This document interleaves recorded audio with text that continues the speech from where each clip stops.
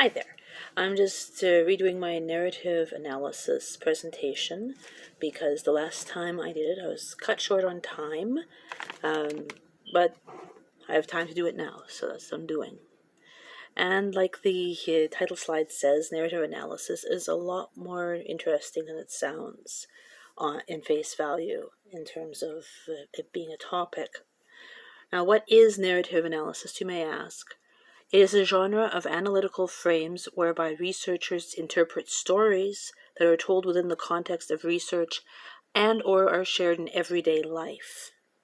Scholars who conduct this type of analysis make diverse, yet equally substantial and meaningful interpretations and conclusions by focusing on different elements of them.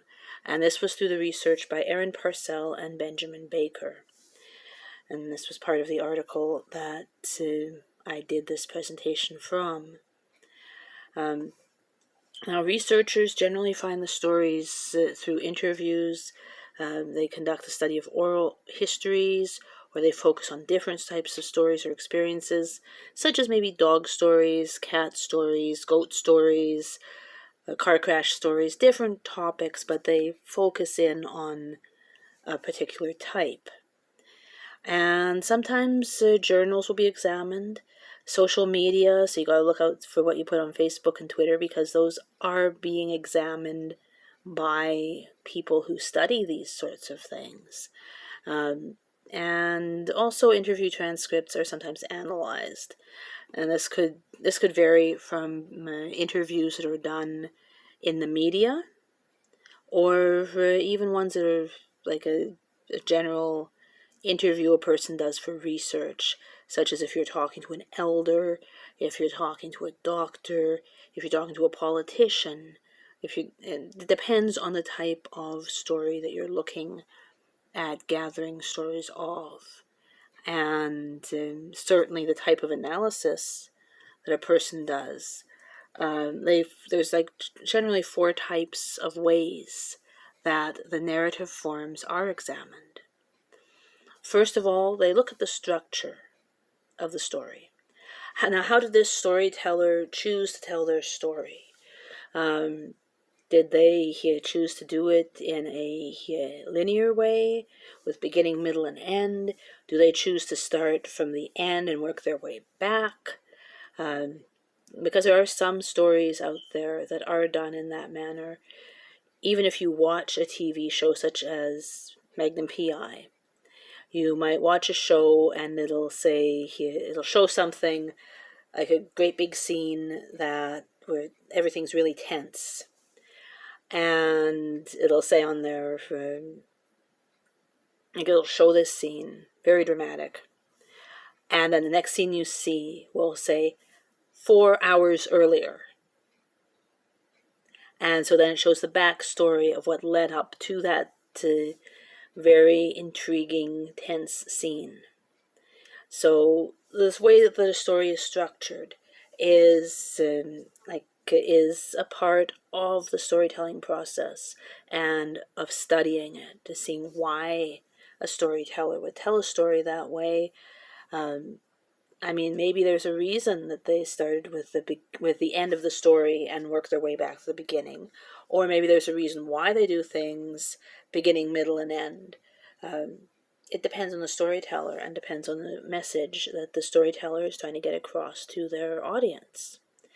And certainly the functional part, that's the second narrative form, is how does the storyteller accomplish his or her goals or purposes whilst telling a story? Now, certainly with, especially in dramatic film, and that's the area I come from, you have to think about the audience. You have to think about the medium that you're using. You have to think about all of these different things when telling a story and the function of that story. Now, certainly, the type of story a person would tell, let's say, a Marvel movie, for instance.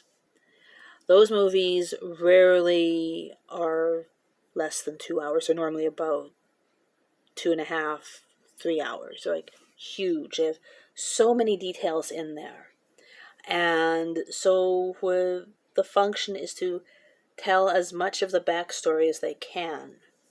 Or if it's a case of a TV miniseries or a television series, even for that matter, there's usually a storyline that runs throughout that entire series. It's a serial. You have to kind of watch the first episode and see the second one, see the third, see the fourth, see the fifth. My hands are going off screen here, but I think you get what I'm saying. An excellent, excellent version of a mini-series that is accessible for most of us is go into CBC Gem and look up the limited edition series called Caught. That one, it is a series like that where everything comes in a certain particular order. And is it always linear with the storytelling? No, it is not. But the points at where they release the information about the characters and about what happened makes total sense in terms of the storytelling. And just that function of having everything there. And certainly with watching anything that's online or on DVD, the function within the technology itself, you can, stop, rewind, rewatch a scene. You have that function within that technology. Certainly in a movie theater, you do not have that function. Mostly because in theaters, they want butts and seats. That's a part of the business. And if you miss something in that film, guess what you have to do? Shell out some more money, get another ticket, go watch the movie again. I certainly did that with films like Serenity and Black Panther, where I would look for details. I would see how the storytelling was told. I would look for the details I might have missed.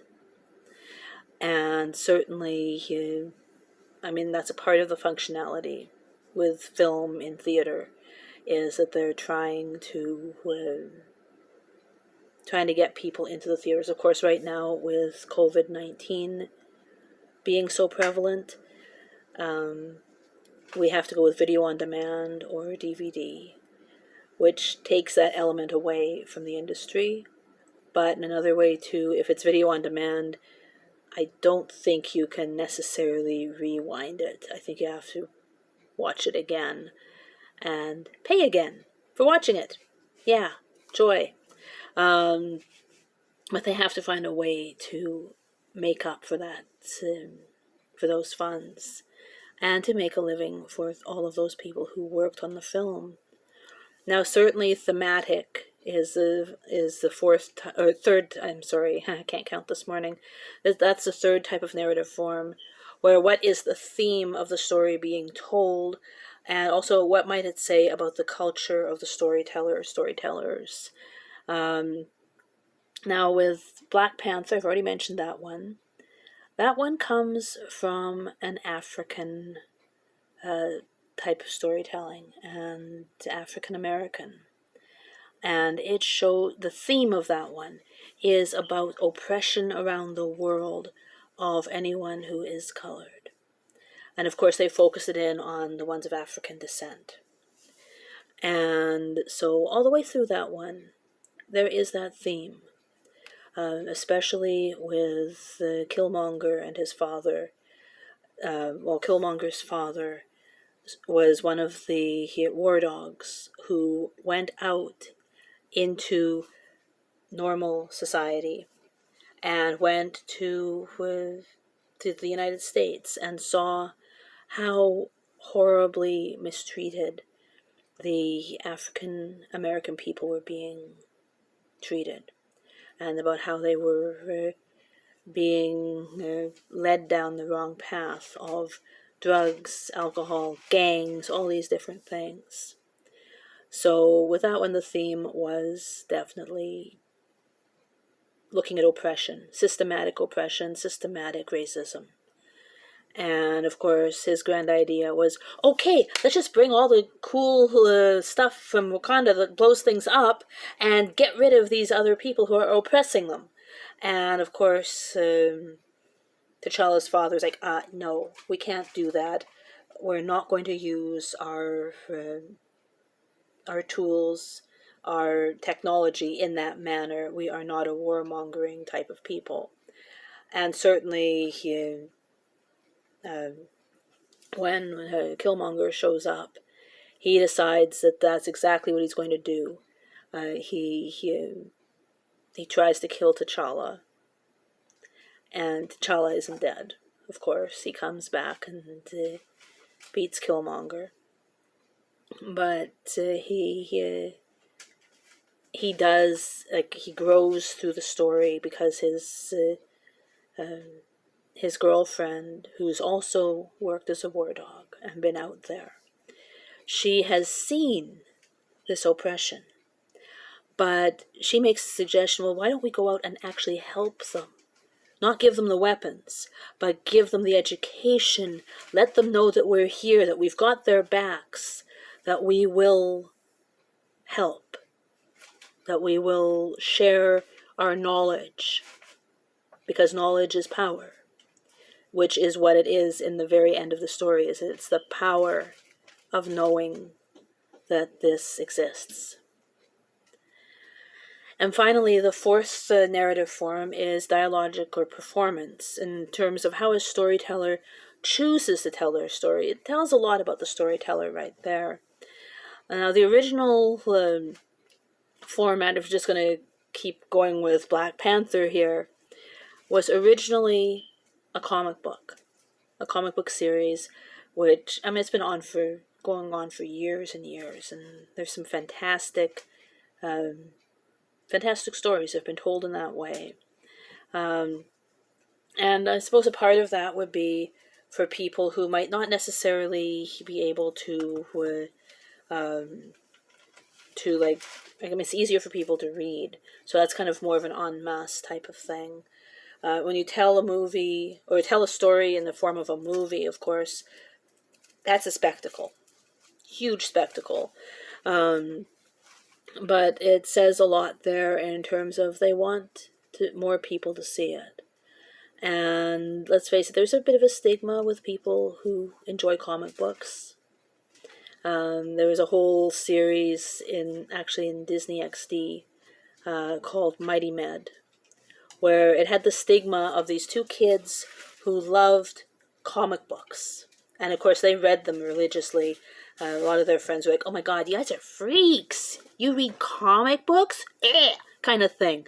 But that actually turns out in their advantage, because in this storyline that was told through the Disney platform on television for a number of years, these two kids know the characters. They know, they've memorized them. They're fanboys, of course.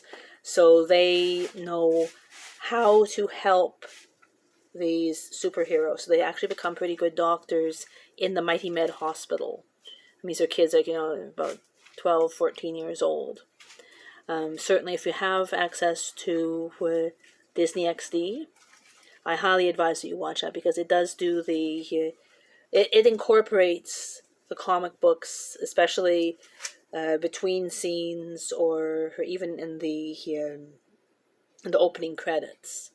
The opening credits, especially, when you see that, you see the cartoon version or comic book version of the lead actors, and it's very nicely done the way that they do it, and how a storyteller chooses to tell their stories, and the mediums they use, is something that is huge, and tells a lot about the storyteller themselves, because it says, okay, this is a kind of artistry that they're interested in. This is the story they're trying to tell. This is how they choose to engage their audience. And there's all kinds of ways that people can do that. I mean, you can do it through film, you can do it through song, you can do it through literature, you can do it through comic books or artistry, any of these ways you can do that. And just finally here in my presentation, I'll put up the link for this at the end. There was something I went through myself in my home where the furnace was broken down. And I mean, that's not something to laugh at. I mean, when it's like about minus 40 out and the inside of your house is maybe at about minus 38, it's not a funny thing. In fact, it's quite scary. So when I thought about this, and I thought about a way to kind of tell the story. And so I wrote a little song. Well, I wrote the lyrics anyway. And I created a parody song called Frozen in My House I Am, to the tune of that very famous song by Herman's Hermits, Henry VIII. I'll admit I kind of grew up on that song because it was one my grandmother just loved hearing on the radio. It'd be playing on the radio and she'd be there tapping her fingers away to it, and she'd be singing along, Henry the Eighth I am, Henry the Eighth I am. I mean, she thought it was hilarious. And I mean, it's a very upbeat kind of thing. And so I wrote a parody song using that tune. And of course, I had to do it in one take because it was just too difficult at the time. I was very cold in the house. Who am I doing, a kid? I couldn't set things up to have the microphone going, and so I could do the layers or the different takes of my own voice with it. So what you hear, it's a one-take wonder, which I had to do about a dozen times before I felt I got it closer to what I wanted. If I had the chance to do it again in a studio setting, yes, of course I'd do it. But in this case, there was a time element, and I was experiencing this, and I was trying to keep myself warm at the time too. Who am I doing, a kid?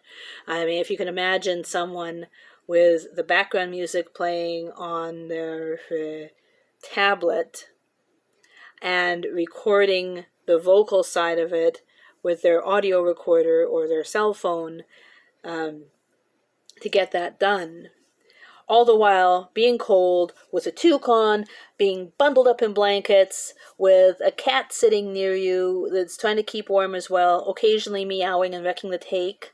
Yes, thank you, Sapphire. But in any case, that's how that song was made. That's why it was made. Now, thank you so much for your time. And I'm going to post this up in our discussion group. If you have any comments or any discussion you want to have, please post it up in there. Again, thank you again to Rebecca for allowing me this chance to get this done with a better amount of time for myself. I'm sorry I rushed through it the last time, but I realized with the time that was there's about 15 minutes left because class normally ends at 2:15, and that's what I was going by with the timing for this presentation when I originally did it. So I'm glad I was able to elaborate. I'm thankful for this opportunity, and I'll see you all on the flip side. Bye for now.